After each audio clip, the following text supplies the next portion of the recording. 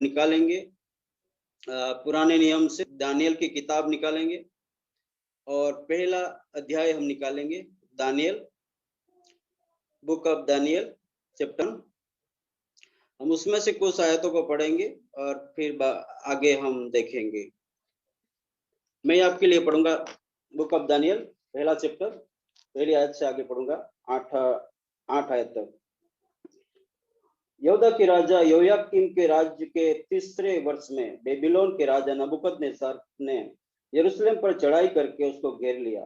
तब परमेश्वर ने यहूदा के राजा योयाकीम को परमेश्वर के भवन के कई पात्रों सहित उसके हाथ में कर दिया और उसने उन पात्रों को सिनार देश में अपने देवता के मंदिर में ले जाकर अपने देवता के भंडार में रख दिया। तब उस राजा ने अपने खोजों के प्रधान अस्पनस को आज्ञा दी कि इजरायली राजपुत्रों और प्रतिष्ठित पुरुषों में से ऐसे कई जवानों को ला जो निर्दोष, सुंदर, सब प्रकार की बुद्धि में प्रवीण और ज्ञान में निपुण और विद्वान और राज मंदिर में हाजिर रहने के योग्य हों और उन्हें कसदियों के शास्त्र और भाषा की शिक्षा दे। राजा ने आज्ञा दी कि उसके भोजन और पीने के दाख मधु में से उन्हें प्रतिदिन खाने पीने को दिया जाए। इस प्रकार 3 वर्ष तक उनका पालन पोषण होता रहे। तब उसके बाद वे राजा के सामने हाजिर किए जाएं। उनमें यहूदा के संतान से चुने हुए दानियल, हनानिया, मिशाएल और अजरिया नामक यहूदी थे। खोजों के प्रधान ने उनके दूसरे नाम रखे, अर्थात दानियल का नाम उसने बेलतशस्सर रखा, हनन्याह का सद्रक, मिशाएल का मेशक और अजर्या का नाम अबेदनगो रखा। परंतु दानियल ने अपने मन में ठान लिया कि वह राजा का भोजन खाकर और उसके पीने का दाख मधु पीकर अपवित्र न हो। इसलिए उसने खोजे के प्रधान से विनती की उसे अपवित्र न होना पड़े। परमेश्वर ने खोजों के प्रधान के मन में दानियल के प्रति कृपा और दया भर दी। हालेलुया। यहाँ पर हम दानियल और उनके साथियों के बारे में देखने जा रहे हैं। यहाँ पर हम देख सकते हैं कि जब यहूदा के राजा योयाकीम राज्य के तीसरे वर्ष में बेबीलोन के राजा नबूकदनेस्सर ने यरूशलेम पर चढ़ाई कर दी और उसको 4 वर्ष सीख लिया और परमेश्वर के भवन के पात्रों सहित उनके हाथ में कर दिया और उस राजा ने उनके देवताओं के मंदिर में ले जाकर ये पात्र सब रख दिए। ये सब पवित्र मंदिर में से ये पवित्र पात्र थे सब, वो राजा लेकर उनके देश में बाबिल में लेके चला जाता है। लेकिन ये होने से पहले 20 साल पहले यिर्मयाह प्रबोधक ने भविष्यवाणी की थी कि इजराइल लोग 70 के लिए गुलामी में चले जाएंगे, क्योंकि वहां पर मूर्ति पूजा बहुत बढ़ चुकी थी। उसका कारण यह था कि मूर्ति पूजा बढ़ चुकी थी और जब मूर्ति पूजा बढ़ जाती है, लोग मूर्ति पूजक हो जाते हैं, तो परमेश्वर को बिल्कुल पसंद नहीं है, वो बिल्कुल पसंद नहीं करता है। इसलिए लिखा कि परमेश्वर नबूकदनेस्सर राजा के हाथ में उनको कर दिया और नबूकदनेस्सर राजा ने सारे लोगों को, बड़े लोगों को मार दिया और जवानों को वो गुलाम बना के अपने देश में लेकर जाता है।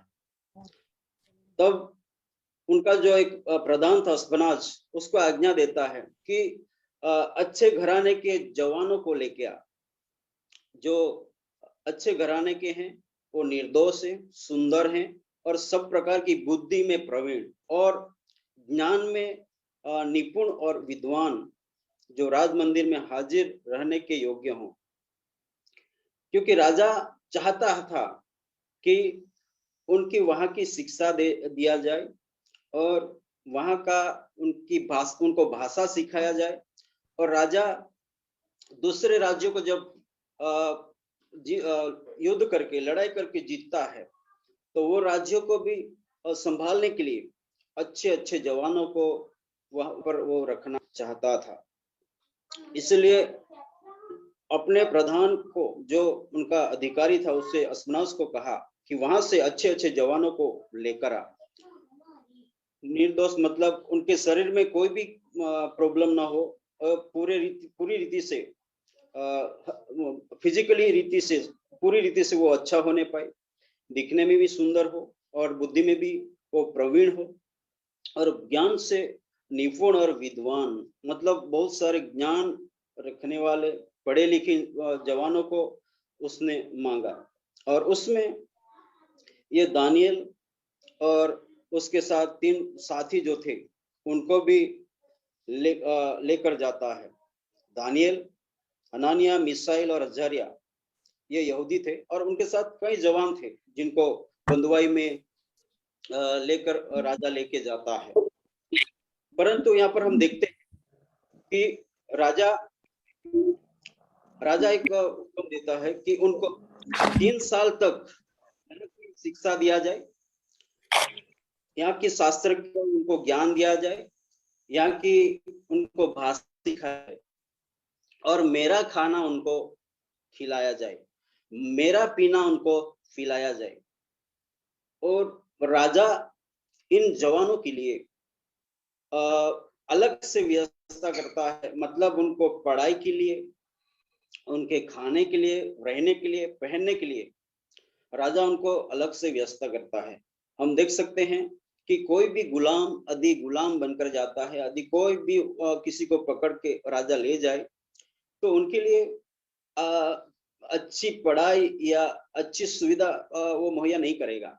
वो गुलाम बनाकर ले जाता है, मतलब उसको कठिन से कठिन परिश्रम करवाएगा, कठिन से कठिन काम देगा और वो चाहे तो बंदी गृह में भी डाल सकता है। लेकिन हम यहाँ पर देख सकते हैं कि इन जवानों के लिए तो 3 साल के लिए पढ़ाई करना था, राजा का खाना खाना था और राजा का पीना उनको पीना था। और राजा की ओर से अधिकारी को, अस्पनोस को उसने हुक्म फरमाया था, हुक्म दिया था कि उनका इस तरह से उनका पालन पोषण किया जाए, क्योंकि राजा इन जवानों को उनके काम के लिए इस्तेमाल करना चाहता था। लेकिन हम आगे देख सकते हैं कि ये जो राजा है वो जो उनको अस्पनोस को जो अधिकार दिया था, उनके ऊपर जो ठहराया था, मतलब राजा किसी को अधिकारी ठहराता है, राजा किसी को भी यदि ये काम सौंपता है, वो इंसान, वो शख्सियत मतलब पूरे ज्ञान से भरपूर होता है। जिस काम के लिए उसको ठहराते हैं वो राजा उसको जांच कर ही उसको एक अधिकारी के रूप में ठहराता है।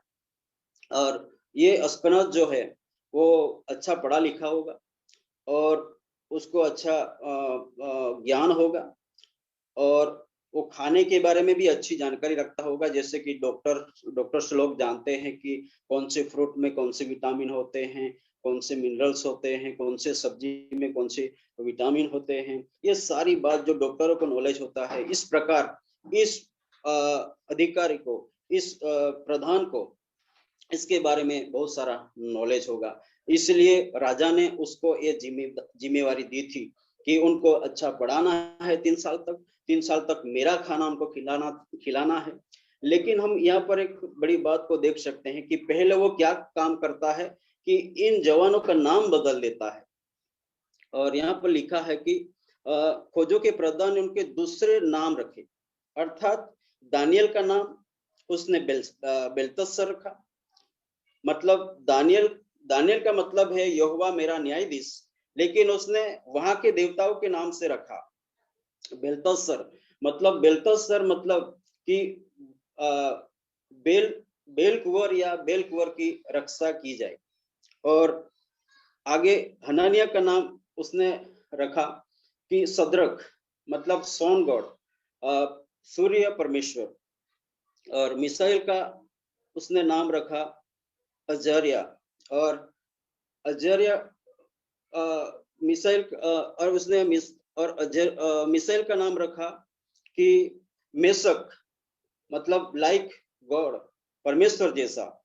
और अजर्या का नाम उसने अबेदनगो रखा, लॉर्ड हेल्प, परमेश्वर की सहाय।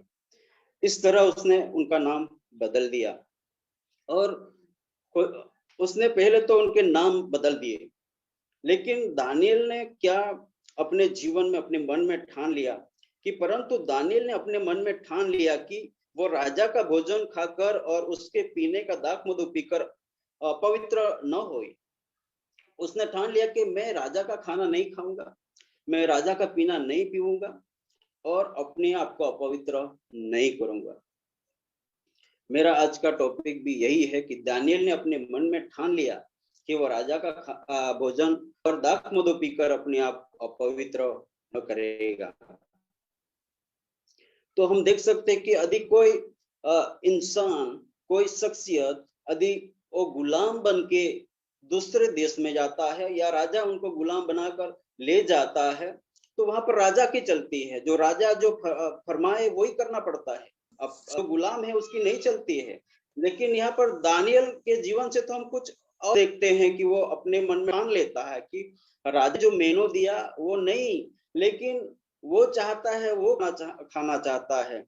या तो ऐसा देखा जाए तो दानियल को भी मालूम है कि जब उनके शहर पर अटैक किया तो उनके नजरों में उनके माता पिता का कत्ल हुआ, उनके पड़ोसियों का, उनके घर के रिलेटिव्स का, सारे बड़े बड़े लोगों का उनके नजरों में कत्ल हुआ होगा। राजा कितना बेरहमी से लोगों को मारता है, ये सारा उसने चित्र देखा होगा। लेकिन हम देख सकते हैं कि जब ये दानियल और उनके दूसरे दोस्त जो है वो जब गुलाम में गए, उस समय बीसी 606 में ये लोग वहां पर गुलाम में जाते हैं। दानियल 623 बीसी में जन्मा था, मतलब ये 20 साल के अंदर में ये सारे जवान हैं। 15 से 20 की एज में ये लोग गुलाम में जाते हैं।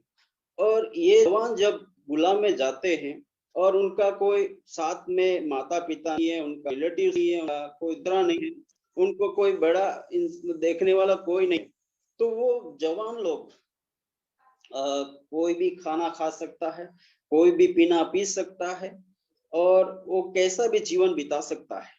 लेकिन हम देख सकते हैं कि ये जवान इसी तरह जीवन नहीं बिताते। वो जैसे अपने घर में अच्छी बातों को सीखे, वो परमेश्वर के बारे में अच्छा उनको ज्ञान मिला है, उनको अच्छी जानकारी मिली है और वो परमेश्वर का भय रखने वाले जवान है। इसलिए दानियल ने ठान लिया कुछ भी हो जाए, लेकिन मैं राजा का खाना नहीं खाऊंगा। राजा मतलब ये अच्छे से एक नंगा दारू होगा वैसा होता है, और राजा ने वो मेनू उनको दिया था और वो पीना उनको पीने के लिए फरमाया था। लेकिन देख सकते हैं कि दानियल ने ठान लिया कि मैं राजा का खाना, राजा का पीना पीकर अपवित्र नहीं करूंगा, मैं अपने आप को अपवित्र नहीं करूंगा। और उससे हम देख सकते हैं कि दानियल परमेश्वर का भय रखता था, दानियल खुदा का भय रखने वाला जवान था। इसलिए उसने ठान लिया कि कुछ भी हो जाए लेकिन मैं ये खाना नहीं खाऊंगा।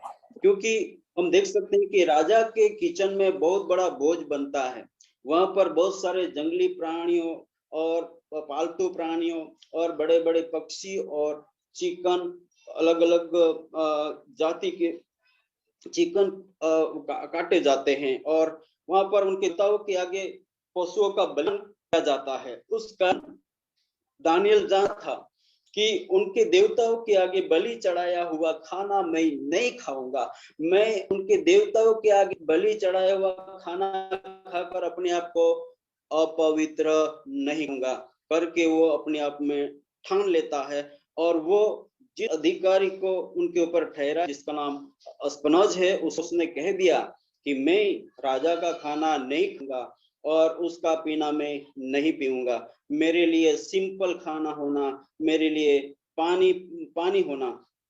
और इस प्रकार वो इस अधिकारी को रिक्वेस्ट करता है, बता देता है। यदि हम सोचे कि यही बात यदि यस्पनाज राजा नबूकदनेस्सर को यदि बता दे कि जो गुलाम में से जवान आए हैं उसमें से दानियल जो है, जिसका नाम बेलतस्सर मैंने रखा है, वो जवान ये आपका मेनू पसंद नहीं करता है, आपका खाना नहीं खाना चाहता है, तो मेरे प्रिय, मेरे अजीजों, हम एक ही बात सोच सकते हैं कि राजा गुस्सा होकर उसको या तो जेल में डालेगा, या तो उसको फंदे पे लटका देगा, या तो उसका सिर काट लेगा।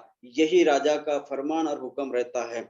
लेकिन दानियल सारी बातों को परवाह नहीं करते हुए, खुदा का भय रखते हुए, वो कह देता है कि मैं अपने आप को अपवित्र नहीं करना चाहता हूँ।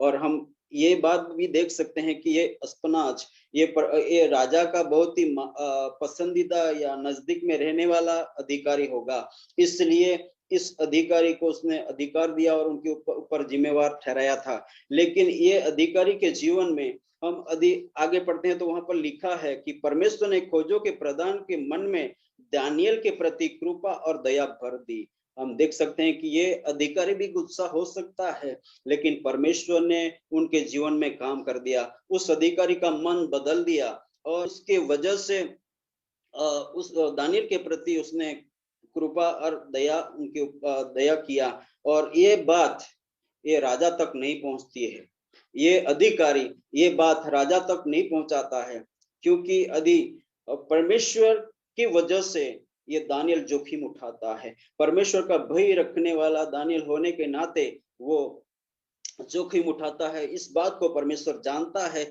इसलिए ये अधिकारी के जीवन में परमेश्वर काम करता है, उनके मन को बदल देता है, उनके जीवन को बदल देता है, और उसके प्रति वो दया से भर जाता है। और वो इस बात को भी दोहराता है।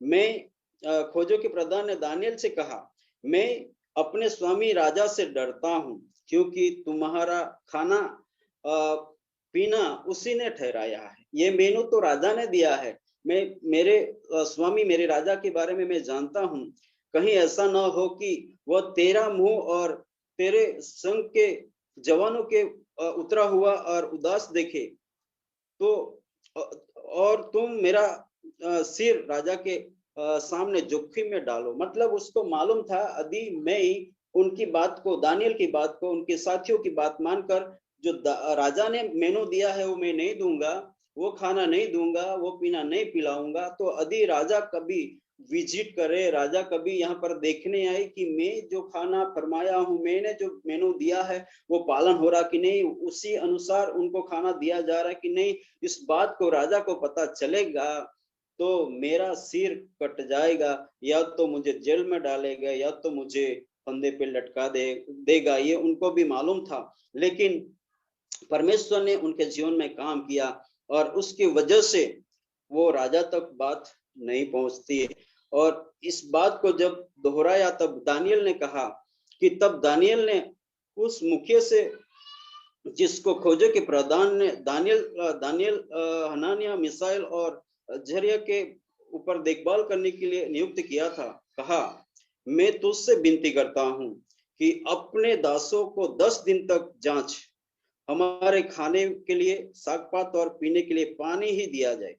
फिर 10 दिन के बाद हमारे मुंह और जवान 10 दिन के बाद हमारे मुंह और जो जवान राजा के भोजन खाते हैं उनके मुंह को देख, और जैसा तुझे देख पड़े उसी के अनुसार अपने दासों से व्यवहार करना। दानियल ने रिक्वेस्ट किया, 10 दिन के लिए तू जांच कि हम 10 दिन के लिए सिंपल खाना खाएंगे, हम साग पात खाएंगे, सब्जी खाएंगे और पानी पिएंगे, और जो राजा का खाना खाते हैं उनके जवानों के चेहरे को देखना, उनके बॉडी को देखना। यदि हम उनसे कम मालूम पड़ते हैं तो आपकी मर्जी के हिसाब से हमें आप खाना खिलाइए, लेकिन तब तक 10 दिन के लिए हमें जांच। मेरे प्रियो, यहाँ पर एक बात को हम देखना चाहते हैं कि बहुत सारे लोग इस प्रकार कहते हैं कि हम कोई भी खाना खाए, अच्छे से अच्छे विटामिन वाला खाना खाए, फिर भी हमारे शरीर में कोई फर्क नहीं आता है, हमारी बॉडी में कोई चेंजेस नहीं आता है, हम दुबले के दुबले रहते हैं, हम दुबले ही रहते हैं, हमारे शरीर में कोई फर्क नहीं आता है। मेरे प्रिय, परमेश्वर चाहे तो 10 दिन में फर्क ला सकता है। दानियल ने उससे रिक्वेस्ट किया, उसी के हिसाब से उसने खाना दिया। 10 दिन के बाद उनके मुंह राजा के भोजन खाने वाले तो सब जवानों से अधिक अच्छे और चिकने दिखाई पड़े। हालेलुया। 10 ही दिन में वो इन जवानों के जीवन में फर्क आ गया। जो लोग चिकन, मटन और दाख मधु पीते थे, दारू पीते थे, उनसे भी कई गुना अच्छा ये सिंपल खाने खाने वाले दानियल और उनके साथियों के चेहरे मालूम पड़े, उनके शरीर में फर्क आ गया। हमारा परमेश्वर है जो 10 दिन में भी फर्क ला सकता है। बहुत सारे लोग ऐसा कहते हैं कि हम जिंदगी भर अच्छा खाना खाए, जिंदगी भर हम अच्छा विटामिन वाला खाना खाए, दवाई लेते हैं, फिर भी कोई फर्क नहीं आता है, आएगा भी नहीं, ऐसे नेगेटिव बातों को बोलते हैं। लेकिन यहाँ पर हम देख सकते हैं कि 10 दिन में इन जवानों के जीवन में फर्क आ गया। लेकिन यहाँ पर एक बड़ी बात को हम देखते हैं कि दानियल ने ठान लिया कि हम राजा का खाना नहीं खाएंगे, राजा का दाख मधु हम नहीं पिएंगे। मेरे प्रियो, जो कोई परमेश्वर के कारण जो ठान लेता है वो पूरा करके रहता है, और परमेश्वर उसे हमेशा मदद करता है और उसमें सहायता करता है। आज आपको और मुझे चाहिए कि हमें भी ठान लेने की जरूरत है, हमें पवित्र जीवन बिताने के लिए हमें ठान लेने की जरूरत है, हमें धर्मी जीवन बिताने के लिए हमें ठान लेने की जरूरत है, हमें न्याय जीवन बिताने के लिए हमें ठान लेने की जरूरत है कि हम सेवा करें। हमें ठान लेने की जरूरत है कि हम भलाई की काम करें। हम एक अच्छे से अच्छे काम करने के लिए हमें ठान लेने की जरूरत है। हमें शत्रु शैतान के सामने लड़कर नाश में जाने वाले रूह को बचाने के लिए हमें ठान लेने की जरूरत है।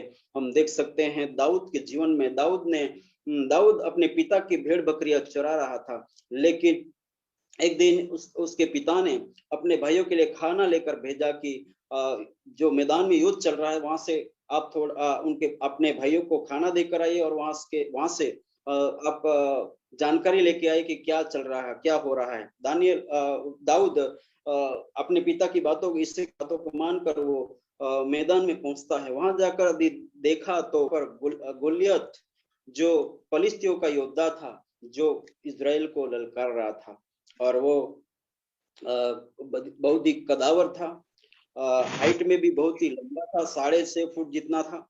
लिखा है 6 फीट और 1 बेंत लिखा है।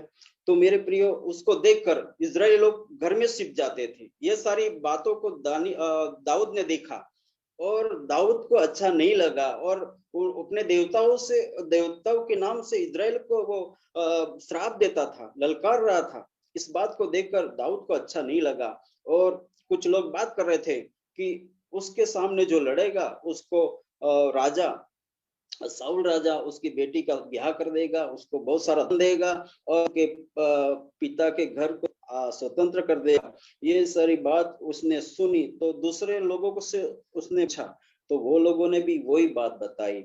जब वो लोगों से बात कर रहा था तो अपना बड़ा भाई एलियाब जो था उसने देख लिया, तो उसने पूछा कि आप क्यों यहाँ पर आ गए, और अपने पिता के भेड़ बकरी जो थोड़े भेड़ बकरियां थी किसके पास छोड़ के आया। मैं आपका गर्व घमंड और आपकी बुराई को जानता हूं करके उसको डांटने लगा। लेकिन दाऊद ने कहा मैंने क्या किया है। उसके बाद दूसरे से बातचीत करता है, उन्होंने भी यही बात कहा कि राजा अपनी बेटा जो इस गोलियत के साथ लड़ेगा उसको राजा अपनी बेटी का ब्याह कर देगा, बहुत सारा धन देगा और अपने पिता के घर को स्वतंत्र कर देगा। तो दानियल ने दाऊद ने कहा कि मैं उसके साथ जाकर लड़ूंगा। ये इस बात को साउल तक बात पहुंचा दी। साउल ने उनको बुलाकर कहा कि तू तो लड़का है और तो लड़कपन से योद्धा है, उसके साथ आप लड़ नहीं सकता है। तब वो उनकी गवाही को बताता है कि मैं मेरे पिता के भेड़ बकरी को चराता था। उस समय सिंह और रीछ ने आके भेड़ बकरी चुरा के ले जा रहे थे। मैंने उनका पीछा किया और उनको सिरा लिया और उन्होंने मुझ पर हमला किया, मैं उनको मार दिया, दोनों को मार दिया और यहोवा परमेश्वर ने मुझे उनसे बचा लिया। उसी प्रकार इस गोलियत से परमेश्वर मुझे बचा लेगा, मैं उससे जाकर लड़ूंगा।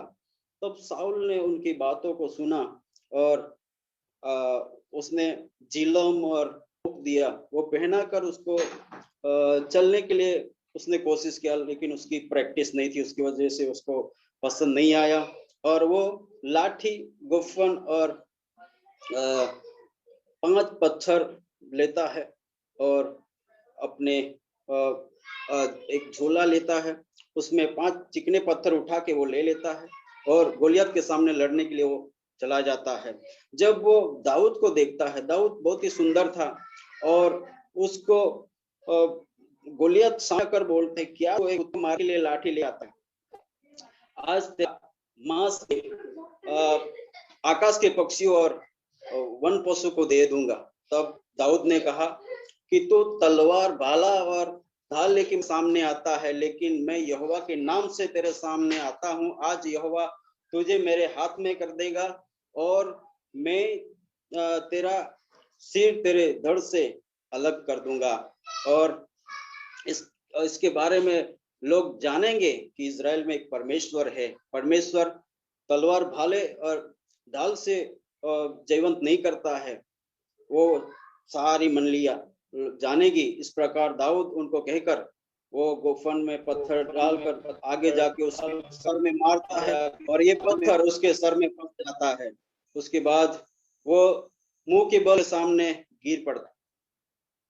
मेरे प्रियो, यहाँ पर दाऊद एक अच्छी बात करता है कि आज मैं तेरा सिर धड़ से अलग कर दूंगा। उसके पास तो लाठी थी, उसके पास तो गोफन थी, लेकिन हम देख सकते हैं कि वो फिर भी कहता है कि मैं तेरा सिर अलग कर दूंगा। उनके पास हथियार नहीं था फिर भी, लेकिन उनका जज्बा कितना था, उनका विश्वास कितना था, और उसने ठान लिया था कि आज इस गोलियत को मैं मार कर रहूंगा और फलिस्तियों को हरा कर रहूंगा। और उसने कहा कि आपका जो शरीर है वो आकाश के पक्षियों और जंगली पशु को मैं भूमि के पशुओं को डाल दूंगा। और इस प्रकार उसके सामने जाकर उसको मारा और वो मुंह के बल गिर पड़ा और उसके ऊपर खड़ा होकर उसी की तलवार से उसका सिर काट डाला। और जब फलिस्तियों ने देखा कि हमारा योद्धा मारा गया तो सब फलिस्ती भागने लगे और इजराइल लोग पीछे पड़े और उनको मारे। वहां पर एक हम बड़ा विजय को देख सकते हैं। दाऊद ने ठान लिया था कि आज मैं गोलियत को मार के रहूंगा, और परमेश्वर ने उसे विजय दिलाया। परमेश्वर ने उसे विजय दिलाया, मतलब बड़ा युद्ध को इजराइल लोग जीत गए। मेरे प्रिय, जो परमेश्वर के लिए हम ठान लेते हैं तब परमेश्वर हमें सहायता करता है, परमेश्वर हमें मदद करता है। मेरे प्रियो, हम देख सकते हैं कि दानियल बंधुआई में था, एक स्लेव था, वो एक गुलाम था, लेकिन दानियल ने ठान लिया कि मैं राजा का खाना नहीं खाऊंगा। उनको भी मालूम था कि राजा कितने डेंजर होते हैं। और हम तीसरे अध्याय में उनके दोस्तों के बारे में देखते हैं, वो पढ़ना नहीं चाहते हैं, लेकिन वहां पर हम देख सकते हैं कि नबूकदनेस्सर राजा जब सोने की मूरत बनाता है और वो सारे देशवासियों को उसके आगे झुकना था, उसका दंडवंत करना था। लेकिन जब वहां पर जो वाजिंत्र थे वो बजने के समय और सभी को वहां पर झुकना था, दंडवंत करना था। वीणा, सरंगी, सितार, सनाई सारे आदि बजे। उस समय संगीत जब बजता है सभी को दंडवंत करना था मूर्त के आगे। लेकिन ये सादरक, मेशक, अबेदनगो ये वहां पर नहीं होते हैं। तो राजा को उनके बारे में बताया जाता है कि आपने जो यहूदी जो लोग हैं उनको आपने अधिकारी ठहराए हैं, वो लोग आपकी मूर्त के आगे नहीं झुकते हैं। तब राजा बहुत ही गुस्से हो जाता है और इन तीनों को बुलाया जाता है। तब राजा उनसे पूछता है, क्या आप जानबूझकर हमारी मूर्त के आगे आप लोग दंडवंत नहीं करते हैं? यदि आज भी इसी वक्त वाद्य यंत्र बजेंगे, बांसुरी, वीणा, सारंगी, तार, सनाई, ये सब बजेंगे, उस समय आपको ध्वंत करना है। यदि आप नहीं करेंगे तो आपको आग की भट्टी में डाल दिया जाएगा, और मुझसे बचाने वाला कोई देवता है क्या? इस प्रकार नबूकदनेस्सर राजा ने उनसे कह दिया। तब वो लोग कहते हैं कि हमें उसके विषय में उत्तर देने के लिए प्रयोजन नहीं है जान पड़ता, लेकिन हमारा परमेश्वर जिसकी हम आराधना करते हैं, जिसकी हम उपासना करते हैं, वो परमेश्वर हमें आग की भट्टी में से बचा सकता है और आपके हाथ से भी हमें छुड़ा सकता है। लेकिन फिर भी हम आपकी सोने की मूर्त के आगे हम दंडवंत नहीं करेंगे, उसकी उपासना नहीं करेंगे। तब राजा ने उनकी बातों को सुना, क्योंकि इन तीनों जवानों ने ठान लिया था।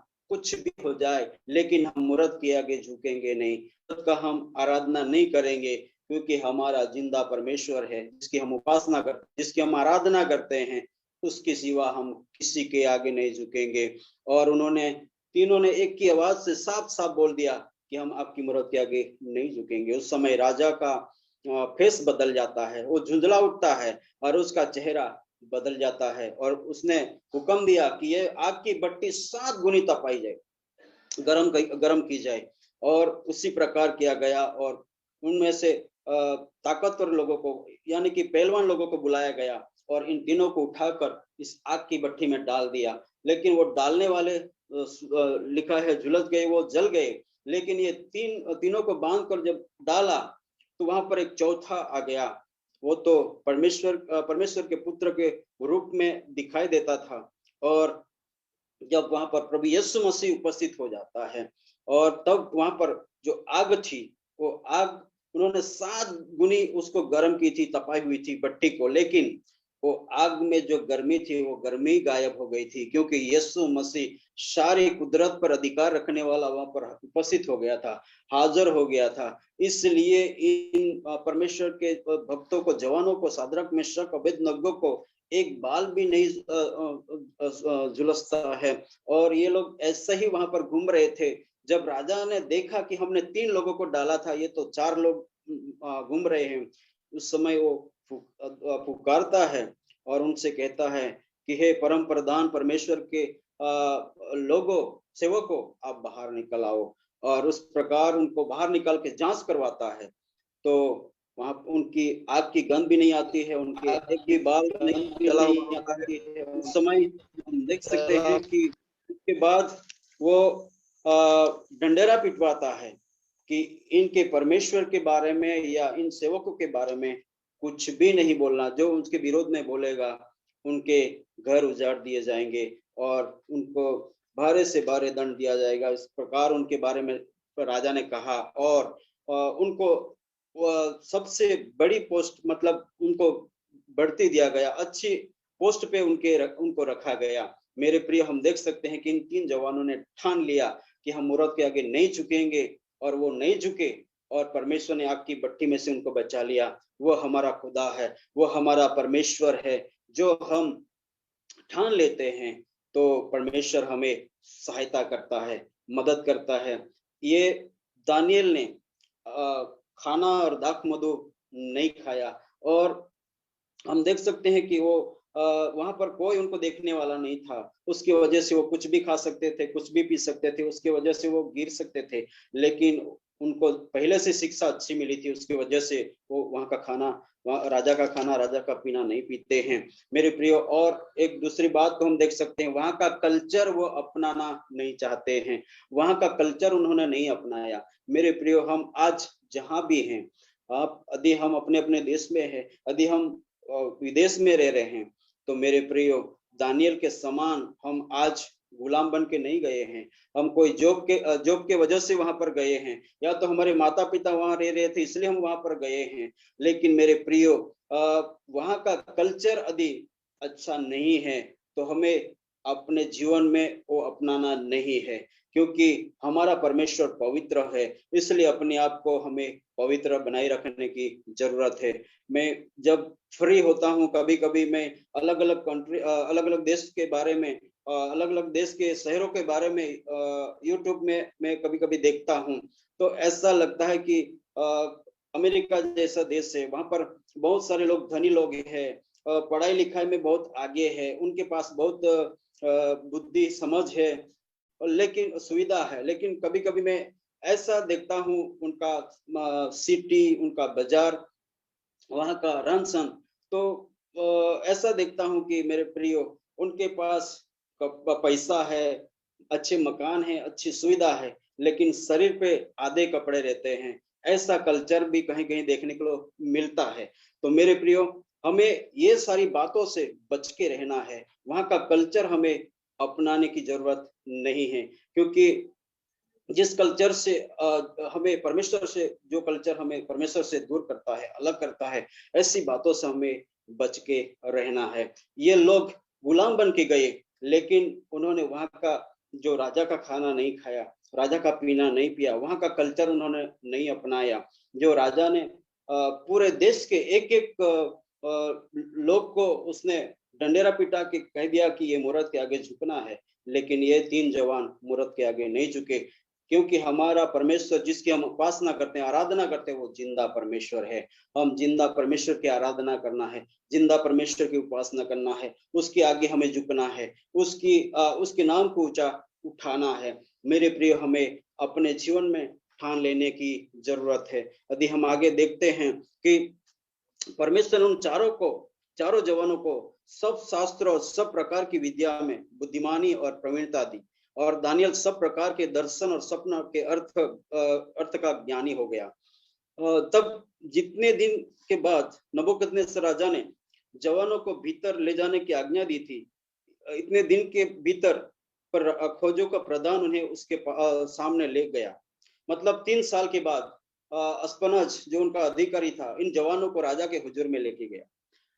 राजा ने उनको देखा और राजा ने उनसे बातचीत किया। तब ये दानियल, हनन्याह, मिसाइल और अजर्या के तुल्य उन सब में से कोई न ठहरा। मतलब पूरे राज्य में से, पूरे देश में से राजा ने जांच की, बातचीत किया, तो ये 4 जवान थे, सबसे बुद्धिमान थे, सबसे ज्ञानी थे, और सब बातों में वो प्रवीण थे, क्योंकि इन लोगों को अच्छे वहां के विद्वानों के द्वारा उनकी शाला में पढ़ाया गया था, और उनको वहां का शास्त्र का ज्ञान दिया गया था, वहां की भाषा उनको सिखाई गई थी। और कहा जाता है कि दानियल तो वहां पर भक्ति में और मूसा के नियम शास्त्रों को पढ़ने में, मानने में उसने महारत हासिल की थी, उसने प्रसिद्ध हो गया था।